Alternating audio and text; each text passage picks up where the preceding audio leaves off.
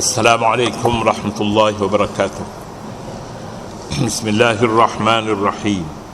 Alhamdulillahi rabbil alamin, wassalatu wassalamu ala asyrafil mursalin nabiyyina Muhammadin wa ala alihi wa sahbihi ajma'in. Subhanaka la ilma lana illa ma 'allamtana innaka antal alimul hakim. Wala haula wala quwwata illa billahil aliyil azim. Sila ke muka surat 5454 hadis ayat 2127. Kita lihat, katanya kita ambil atas lagi lah, dua peringkat. Nabi SAW diminta agar mengingatkan kaumnya sejarah pembinaan Kaabah oleh Nabi Ibrahim AS dan anaknya Nabi Ismail AS. Kedua-duanya merupakan dua orang Nabi yang menjadi kebanggaan anak cucu untuk menghubungkan pertalian nasab dan agama dengan mereka. Bangunan Kaabah yang menjadi lebih istimewa kerana ia dibina dengan perintah Allah Subhanahu wa taala. Juga ia menjadi kiblat bagi seluruh umat Islam. Tetapi yang lebih istimewa ialah pembinaan rumah ini di tengah-tengah masyarakat paganisme yang yang beribadat kepada Allah, untuk beribadat kepada Allah Maha Esa dan tiada sekutu baginya. Ya, untuk dalam pendidikan, satu kaedah yang sangat penting ialah mengingatkan mereka dengan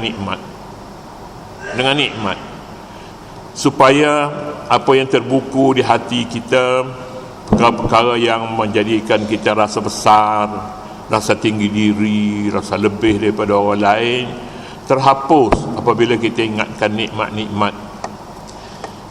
Boleh jadi kita bila kita segar dalam nikmat, kita lupa bahawa asal kita dari mana.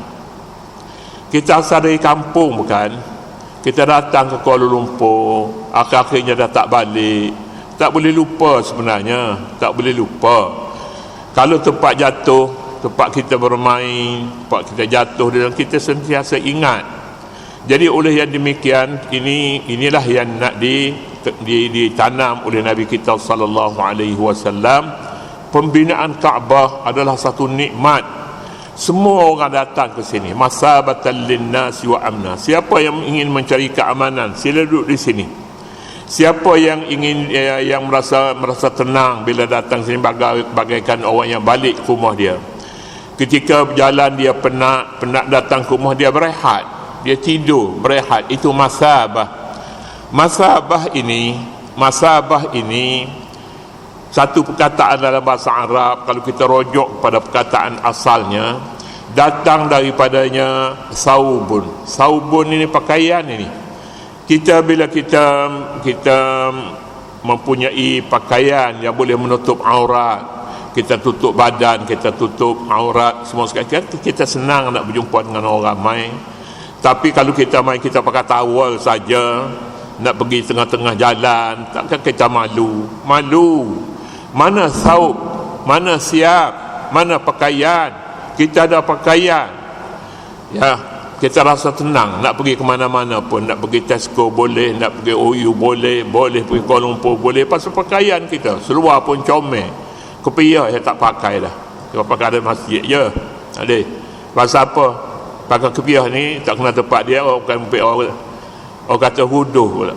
Tak huduh macam mana? Kalau piah cantik jugalah. Kalau piah tu kuning lah, mak di bawah tu, ini lain pula jawabnya. Siap. Satu lagi namanya sawabun. Sawab ini maknanya pahala.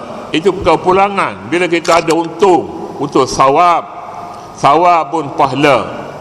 Kemudian di sini masabah. Masabah ni tempat kita rehat. Orang yang ada untung, ada balasan, dia terima gaji, tenang nampak dia pada hari itu.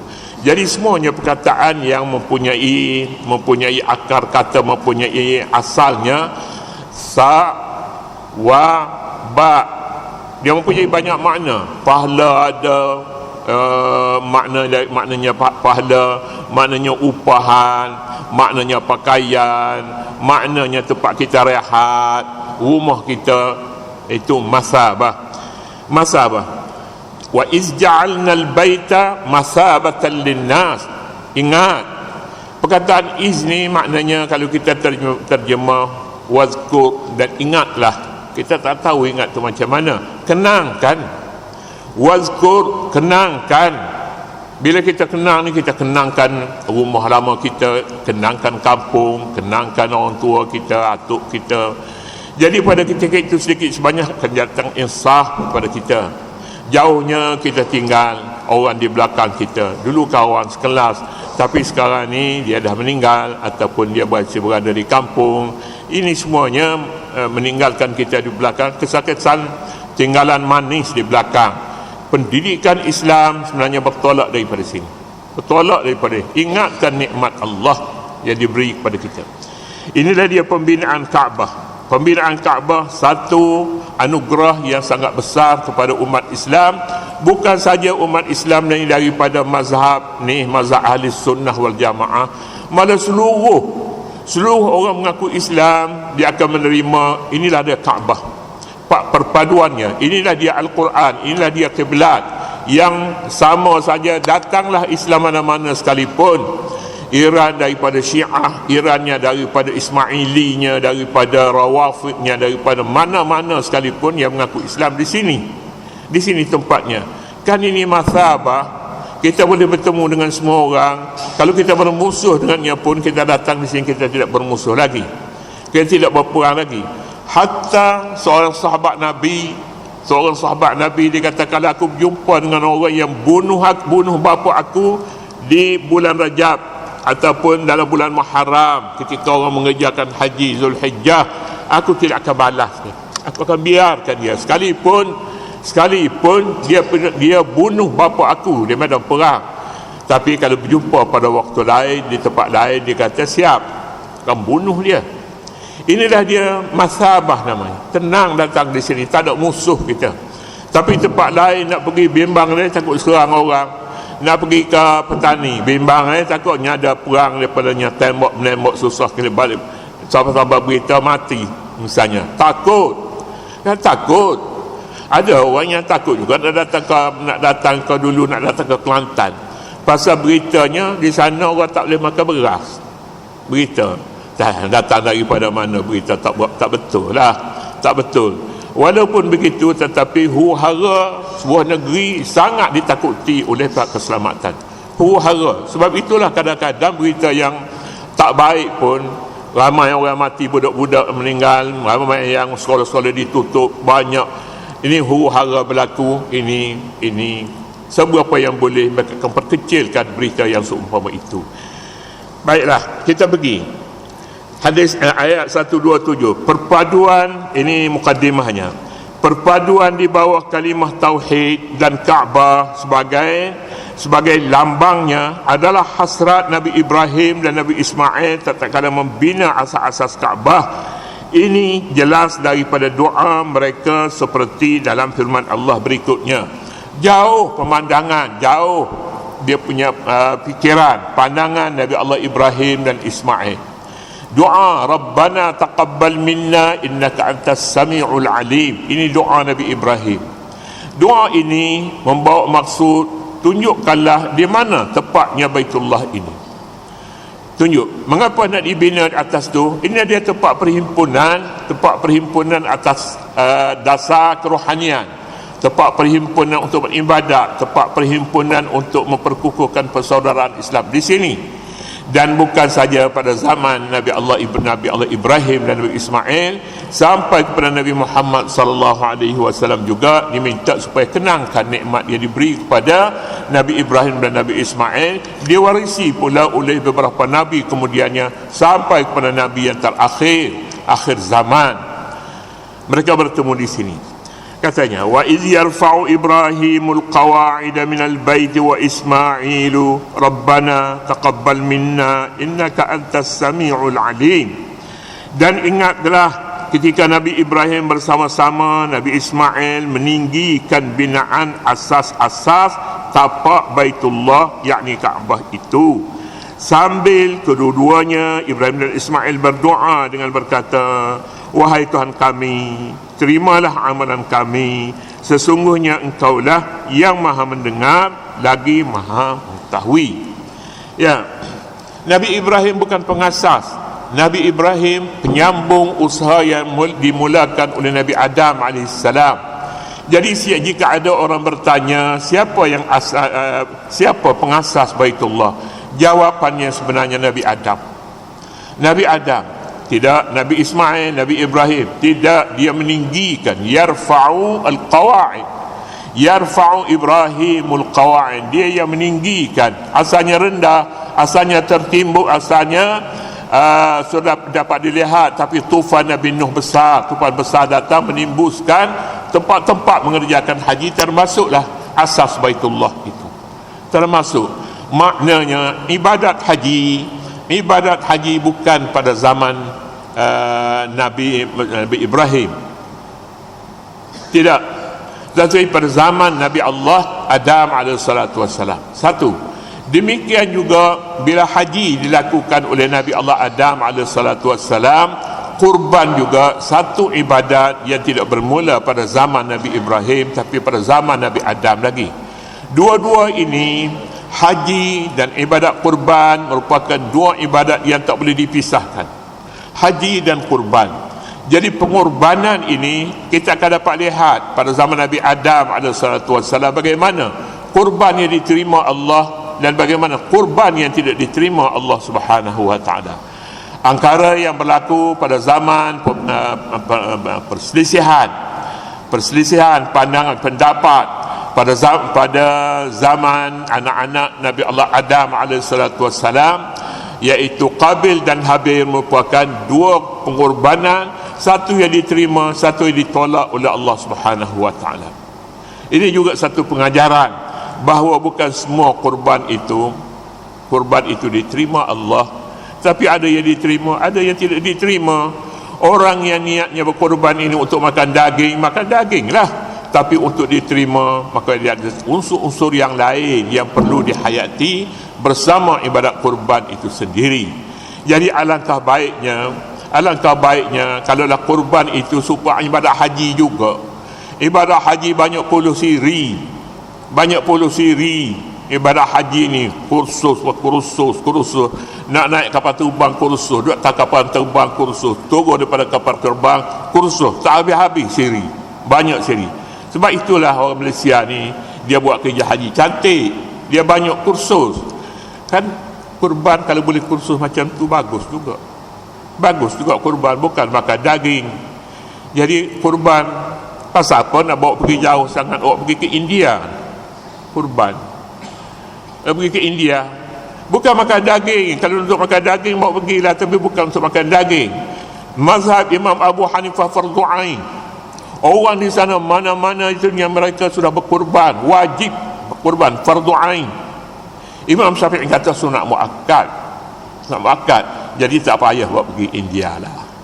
Dia orang lebih mewah daripada kita, makan daging.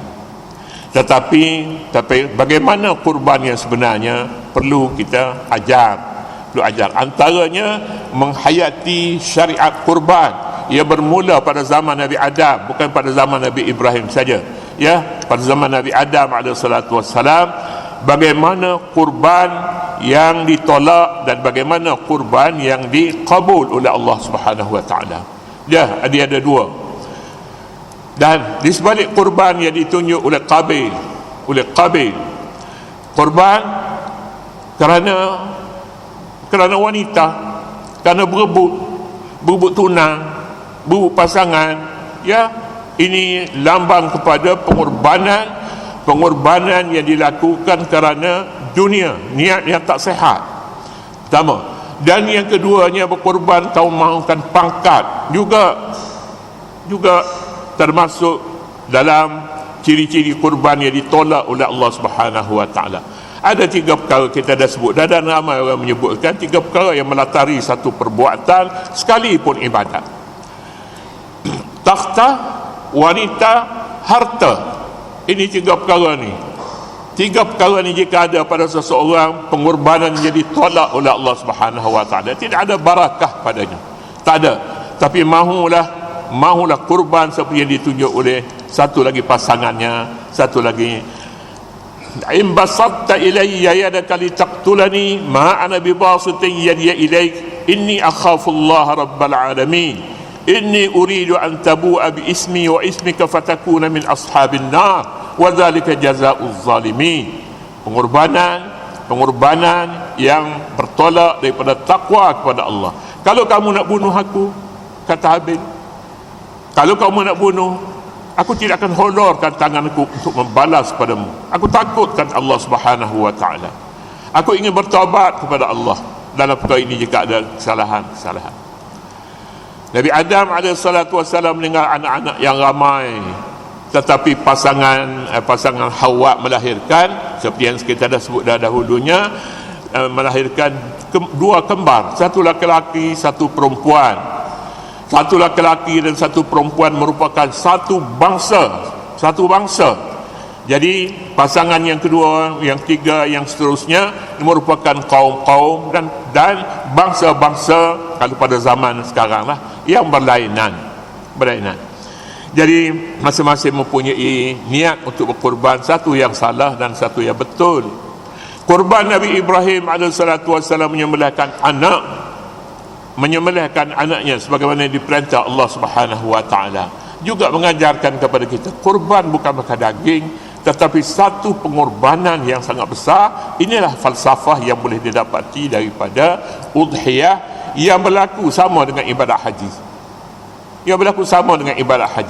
Jadi kalau ibadat haji sekurang-kurangnya 3 bulan, kita sebut dah dahulu, dalam masa 3 bulan kita berada di Mekah, kita boleh buat kerja banyak perkara. Nak belajar bahasa Arab, nak bertemu dengan rakan-rakan daripada seluruh dunia, antara bangsa. Kita boleh pula nak tahu lagi bagaimana perangai orang Arab, bagaimana pula jalan dakwah yang sebenarnya, bagaimana perkembangan umat Islam di seluruh dunia. Ashhurun al-hajju ashhurun ma'lumat. Haji beberapa bulan, sekurang-kurangnya 3. Kalau ashhur, 2 bulan dipanggil syahrain, 1 bulan syahrun, 3 bulan sekurang-kurangnya di Mekah, duduk di Mekah 3 bulan. Barulah kita balik, ada perubahan itu. Jadi ini semuanya mestilah umat Islam mengambil pembuat suatu peraturan yang baik, bukan peraturan nak kutip wang, nak dapatkan kemegahan. Jadi bukan di situ, tetapi bulan untuk meraih faedah pembinaan manusia, Ashhurul Ma'lumat. Saya nak sebutnya di sini, kalau haji itu 3 bulan, kankah baiknya kalau kurban pun 3 bulan juga? 3 bulan. Jadi barulah licin molek kurban ini yang 30 ekor sebuah masjid, makan 3 bulan boleh. Tetapi Imam Syafi'i ini kata kurban ini dekat 3 hari, bukan 3 bulan. Kita pakai 3 bulan lah, pasal syariat kita, syariat Nabi ni, syariat Islam yang dipimpin oleh Nabi Muhammad. Tetapi yang asalnya kurban sama dengan ibadat haji, jadi 3 bulan juga pada zaman Nabi Adam AS. Pada zaman Nabi Ibrahim pun kurban ini 3 bulan juga. Tetapi oleh kerana ramai rakyat ni dan ada hikmah-hikmah yang tertentu, maka kurban dalam syariat Islam ini hanya 3 hari. Hari yang pertama itu pun selepas raya, selepas sembahyang, kemudian 3 hari tasyrik itu boleh kurban. Kalaupun kita tidak ambil bukan 3 bulan, tapi saya rasa hari tasyrik 3 hari itu, ini boleh diuruskan jika kita merasakan pentingnya ibadat kurban itu. Boleh kita uruskan supaya dilakukan pada hari yang kedua dan yang ketiga. Bukan berebut-rebut nak hari yang pertama, nak hantar daging pun tak sempat, dan bagikanlah begitu kepala, siapa dia nak ambil semua sekali. Bukan begitu kurban. Kemudiannya kita pergi ke surat berikutnya. Sekali lagi, Perkataan al-qawaid artinya asas-asas atau tapak. Ayat ini tidak menjelaskan siapakah yang mula-mula meletakkan batu asas bagi bangunan ini, sama ada Nabi Ibrahim AS atau Nabi Ismail. Ini ramai yang disebut orang Nabi Ibrahim dan Nabi Ismail pengasas membina Kaabah, atau dia wujud sebelum Nabi Ibrahim AS dan Nabi Ismail AS lagi sebelum. Ini kerana ayat menyatakan mereka meninggikan, Nabi Ibrahim dan Ismail meninggikan, yarfa'u, meninggi, bukan mengasaskan. Sebahagian mufassirin seperti Syekh Rashid Ridha, M tu tak ada ya, M tu tak ada, R-I-D-A, Ridha, bukan Rida, Rashid Ridha Dhad, berpendapat Nabi Ibrahim AS adalah pengasas dan pembina pertama Kaabah. Nabi Ibrahim. Hadis riwayat Aisyah radhiyallahu taala anha, Nabi Ibrahim AS adalah pengasas dan pembina, kata Rashid Ridha. Tetapi sebahagian pendapat menyatakan bukan mereka, dan nas Al-Quran jelas menyatakan Nabi Ismail, Nabi Ibrahim bukan keduanya pengasas, tetapi yarfa'u, meninggikan. Tinggi berapa ukurannya, dia tidak lebih daripada seperti yang kita lihat. Ini yang disah oleh para ulama. Kemudian sikit lagi, anna Rasulullah sallallahu alaihi wasallam qala alam tara anna qaumaki hina banaw al-Ka'bata iqtasaru ala qawa'id Ibrahim an qawa'id Ibrahim. قالت فقلت يا رسول الله أفلا تردها على قواعد إبراهيم؟ فقال رسول الله صلى الله عليه وسلم لولا حدثان قومك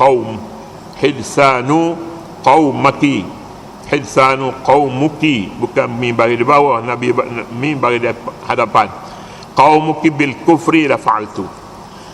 Katanya terjemahan Rasulullah sallallahu alaihi wasallam bersabda, tahukah anda wahai Aisyah bahawa kaum Aisyah maksudnya kaum Quraisy tatkala membina Kaabah, mereka membinanya kurang daripada takat yang dibina oleh Nabi Ibrahim.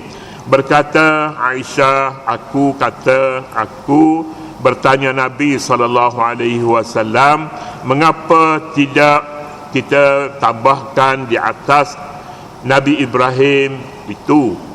Sabda baginda, jika tidak kerana kebimbangan, salah faham kaum Aisyah yang baru memeluk Islam, nescaya aku berbuat demikian. Sejarahnya begini, sejarahnya pada zaman jahiliah, berapa kali Baitullah ini dilanda banjir, dilanda banjir besar. Kemudian pada zaman jahiliah nak dibinakan semula, nak dibaiki. Jadi Nabi SAW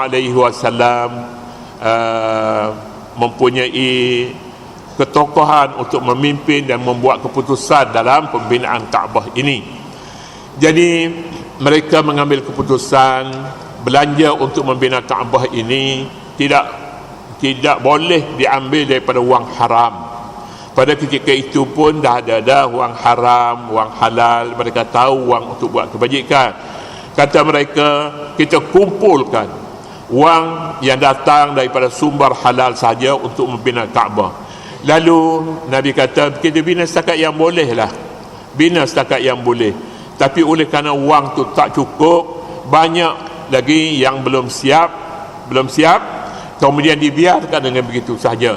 Bila sampai kepada zaman Nabi SAW, Nabi kata, wahai Aisyah, kalau tidaklah kaummu ini, kaum Quraisy, mereka ini ta'assub sangat kepada Baitullah ini, katanya, nescaya aku perintah mereka supaya bina Kaabah ini berasaskan tapak yang ditinggal oleh Nabi Ibrahim. Artinya pada zaman Nabi dahulu kecil, ruangnya kecil, tak sampai tidak sebesar sekarang, kerana mereka tak cukup wang. Jadi sekalipun begitu, mereka menolak segala wang haram. Wang haram banyaklah pada ketika itu, wang judi, pembersihan wang pun ada juga beberapa kalinya pada ketika itu, dan banyak lagi. Tapi jahiliah sudah mempunyai keputusan ini tempat ibadat, tak boleh sama sekali digunakan wang yang tidak bersih. Jadi Aisyah kata Nabi, kaum Quraisy ini ta'assub sangat. Kalaulah kerana tidak mereka ini tidak baru saja masuk Islam, katanya tidak terlalu ta'assub, nasihat aku perintah mereka bina di atas qawaid Ibrahim, di atas tapak-tapak yang ditinggal oleh Nabi Ibrahim. Itu dalam sejarahnya. Kemudian zaman selepas zaman Wabi berlaku peperangan antara kumpulan Abdullah bin Az-Zubair dan satu kumpulan lagi, kumpulan dipimpin oleh Al-Hajjaj. Abdullah bin Az-Zubair ini siapa orangnya? Anak saudara kepada Aisyah.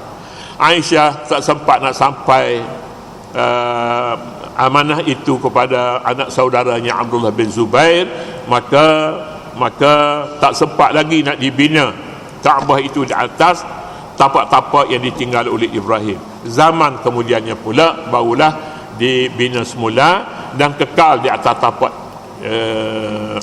asas Nabi Ibrahim seperti mana yang dilihat sekarang. Dan ulama mengambil keputusan tak boleh lagi dibesarkan Baitullah itu daripada yang ada sekarang ini, iaitu pembinaan di atas tapak-tapak Nabi Ibrahim. Kalaulah dibenarkan, nescaya yang dibesar itu bukan masjid tapi Baitullah tu yang dibesarkan. Tetapi hikmat Allah mahukan warisan Nabi Ibrahim itu kekal sampai sekarang ini. Bangunan tak boleh lebih daripada apa yang kita lihat, dan dipakaikan pulanya dia punya kelambu Kaabah pun juga mempunyai sejarahnya sendiri. Cakap terus dulu, Allah Subhanahu wa taala a'lam.